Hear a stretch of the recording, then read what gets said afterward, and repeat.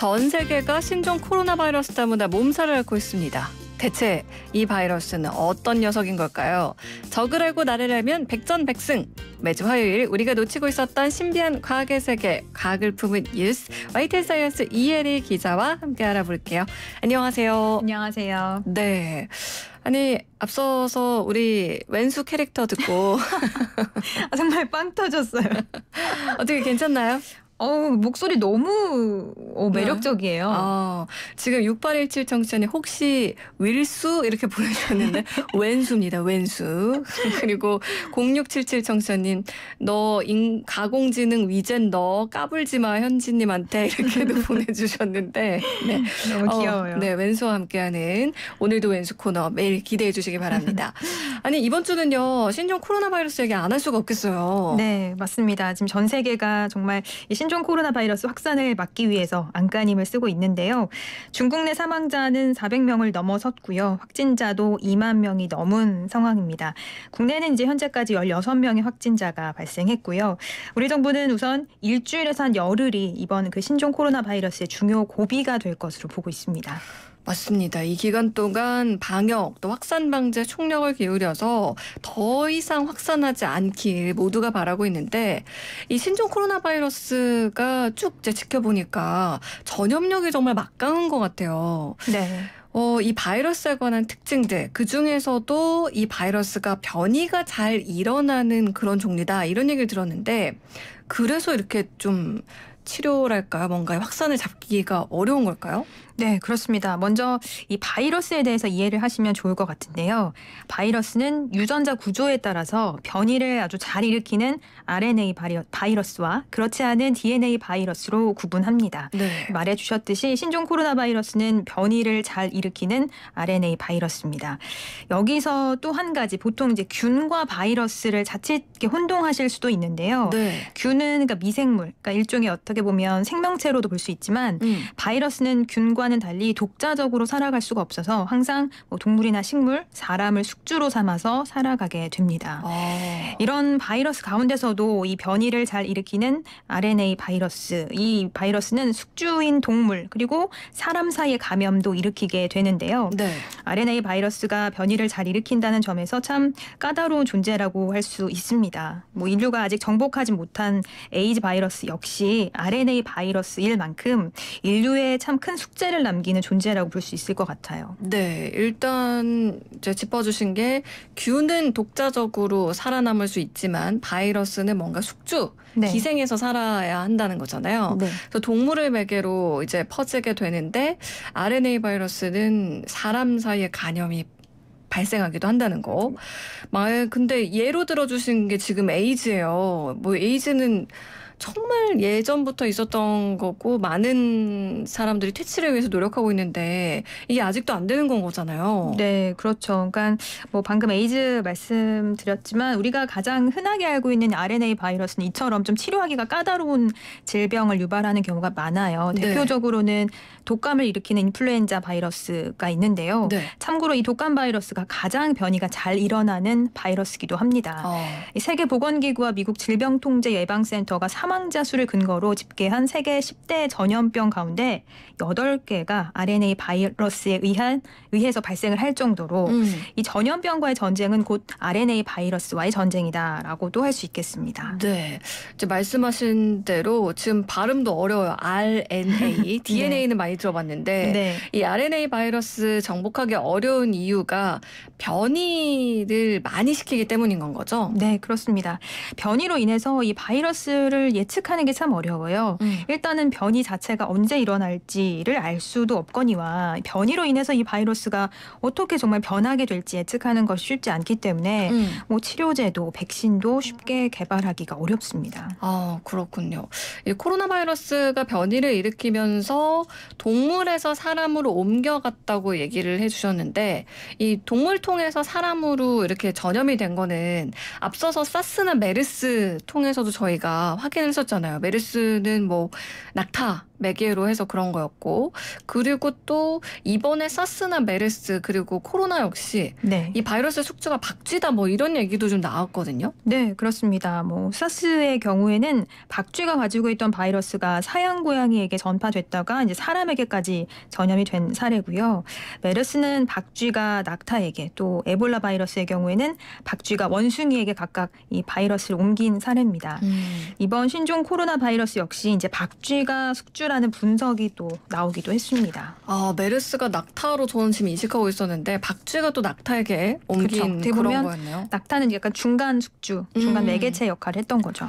아니 지금 뭐 한동안 이제 중국에서 박쥐탕 뭐 이런 거 먹어서 이게 이렇게 된 거다라는 그런 기사들도 있긴 했는데 도대체 박쥐가 어떤 동물이길래 이 바이러스를 계속 옮기는 걸까요? 네, 우선 이 박쥐의 면역 체계는 사람하고 다릅니다. 쉽게 말해서 외부 바이러스에 대해서도 면역 반응 수준이 좀 낮기 때문에 바이러스가 들어와도 사람처럼 뭐 강하게 면역 반응이 일어나서 바이러스를 죽이는 게 아니라 바이러스와 함께 어떻게 보면 좀 공생한다고 해야 될까요? 그런 특징을 가지고 있습니다. 박쥐가 하늘을 날 때는 체온이 한 40도 정도까지 상승하는데요. 네. 원래 이렇게 바이러스가 열에 약해요. 사람과는 좀 면역 체계가, 그런데 이제 박쥐는 다르다 보니까 체온이 40도 정도로 오른 상태에서 반대로 바이러스가 오히려 너무 증식하지 않고 적은 양이 박쥐 체내에서 적절하게 살아갈 수 있게끔 이렇게 공존하는 그런 특징을 보이게 된 겁니다. 또 한 가지 이제 박쥐가 집단 생활을 한다는 특징도 어떻게 네. 보면 바이러스를 이렇게 퍼뜨리는데 중요하게 작용을 할 수도 있는데요. 네. 수백 마리씩 함께 살다 보니까 이 바이러스가 여기저기 개체를 오가면서 전이가 더 쉽게 일어나게 되는 겁니다. 변이도 그만큼 더 빠르게 생겨나게 되는 거고요. 네. 박쥐는 또 이게 한 번 비행할 때마다 한 수백 킬로미터 정도를 날아갈 수 있는데 이런 특징도 바이러스를 퍼뜨리는 그런 요인으로 작용하게 됩니다. 보통 전문가들이 박쥐가 가진 바이러스를 한 130여 종으로 보고 있는데요. 네. 이 가운데 사람에게 전염시킬 수 있는 바이러스는 약 한 60종 정도인 것으로 분석하고 있습니다. 아니 이런 얘기를 들으니까 사실 박쥐가 좀 무서워지고 우리가 일상생활에서는 사실 박쥐 보기가 쉽지 않잖아요. 그렇죠. 그냥 뭐 예를 들어 뭐 동굴이나 아니면 뭔가 영화 속 이런 데서만 볼 것만 같은데 이 박쥐를 어떻게 하면 좋을까요? 뭐 그렇다고 해서 박쥐를 뭐 다 없애야 된다, 다 이게 박쥐 탓이다 이렇게 볼 수는 없겠죠. 일부 박쥐의 경우에는 이제 해충을 잡아먹는 그런 좋은 역할을 하기도 하고요. 사실 한국에서는 박쥐를 말씀하신 대로 보기가 쉽지 않고 이제 동굴이나 이런 쪽에 주로 사람과 접촉하는 경우가 많지 않기 때문에 크게 박쥐에 대해서 뭐 엄청난 두려움을 가질 필요는 좀 없을 것 같거든요. 근데 한국에도 박쥐가 있긴 있는 거죠? 네, 그렇죠. 국내에도 이제 멸종 위기종으로 지정된, 우리가 보통 이제 황금박쥐라고 부르는 네. 그런 박쥐종들이 서식을 하고 있는데요. 국내 박쥐에서도 분명히 이제 이런 바이러스들이 있습니다. 박쥐는 이제 원래 이렇게 몸속에 바이러스를 지니고 있기 때문에 네. 국내에서도 그렇긴 한데, 우선 국내 박쥐의 경우에는 과일을 주식으로 먹고 살아가는 다른 나라의 박쥐와는 달리 주로 곤충을 잡아먹으면서 살아가기 때문에 다른 동물 혹은 뭐 심지어 사람과의 접촉 가능성이 상대적으로 좀 낮다는 점에서 조금은 안심할 수 있을 것 같습니다. 뭐 신종 코로나 바이러스 여러 가지 이야기들이 사실 나오고 있는데요. 네. 뭐 박쥐에 대한 혐오부터 시작해서 어떤 분들은 왜 이걸 박쥐 탓을 하느냐 이렇게 이야기도 하시더라고요.